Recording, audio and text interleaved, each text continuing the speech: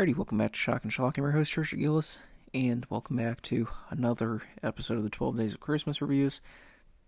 Final review for the day is Dialed Code Santa Claus, aka Deadly Games, aka 36.15 Code Pierre Noel, or Père Noel. It is a 1989 French horror Christmas film, horror action adventure. Sort of deal. Heard a lot of people talking about it like it is a Home Alone-esque film, and it is in a way. The film follows this young boy named Thomas, who is the son of like this executive at this big toy company. He lives in this really big house, and he tries to contact Santa Claus through this like online service around the holiday, and this very deranged man responds back saying that he's Santa. The kid, Thomas, obviously gives him his address. That's how we get here.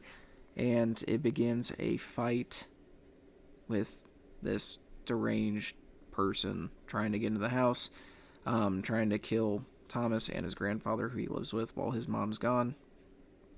And Thomas is, sets up booby traps and such to stop this guy. This is a really odd film, in the way that it feels a lot like a kid's movie, but it's almost implied that the Santa Claus guy in this is a pedophile, or it's at least supposed to be something like that. There's no way that it's not.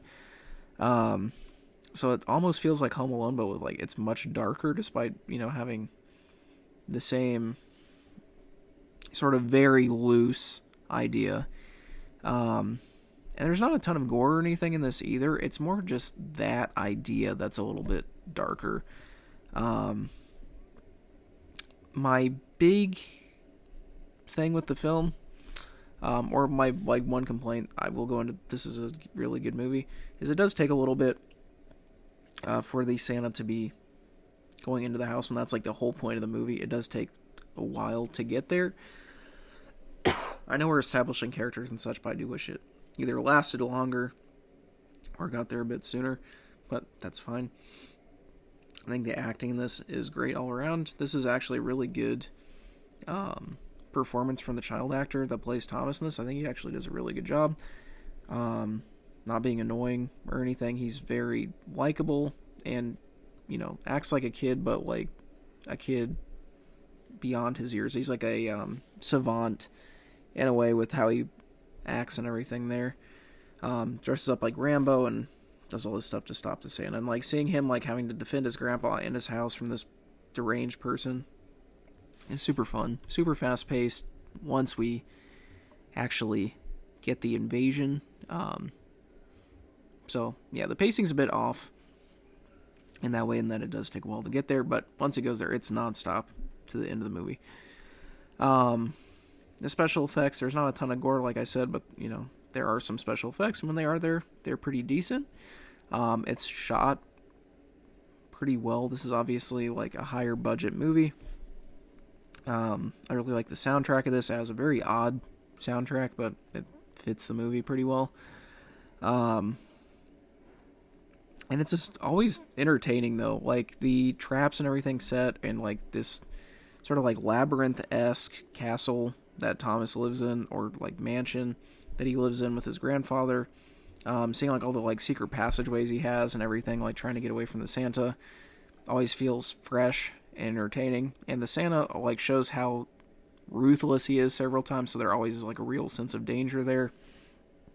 And it doesn't cheapen out at the ending. This is a traumatizing experience for the kid, and they really show that a lot. So yeah, this is a one that I've been seeing getting more praise in recent years. This is the first time I've seen it, but can definitely see why. While it's not one of my top favorite horror films for the season, it's certainly well worth a watch. And if you will enjoy it more than me, that's awesome. I give it a 4 out of 5, so I still really, really enjoyed it.